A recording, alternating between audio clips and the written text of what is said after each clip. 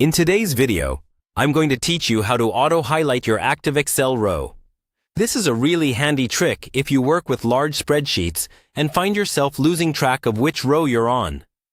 By the end of this video, whenever you click on a cell, the entire row will automatically light up, making it much easier to read and avoid mistakes. First, open your Excel workbook and go to the sheet where you want this behavior. It's a good idea to save a backup copy of your file before making changes, just in case you ever want to undo them later. Now, we're going to use something called conditional formatting. This is a feature in Excel that lets you change how cells look automatically, based on rules you set. Start by selecting the range where you want rows to be highlighted. If you want this to work across your whole sheet, you can click the little triangle in the top left corner of the grid to select every cell. With your range selected, go to the Home tab on the ribbon. Then click on Conditional Formatting. From the drop-down, choose New Rule. In the window that appears, you'll see several options for how to set up your rule. Choose the option that says, Use a formula to determine which cells to format.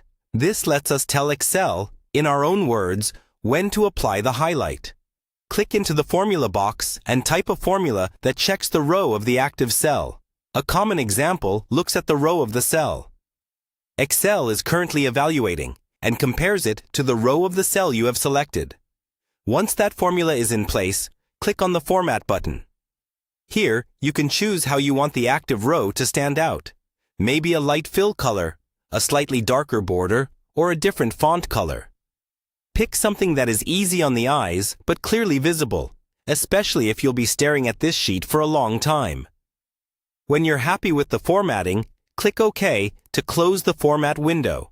Then click OK again to save your new rule. Now click around your sheet. As you move from one cell to another, you should see the entire row update and highlight automatically.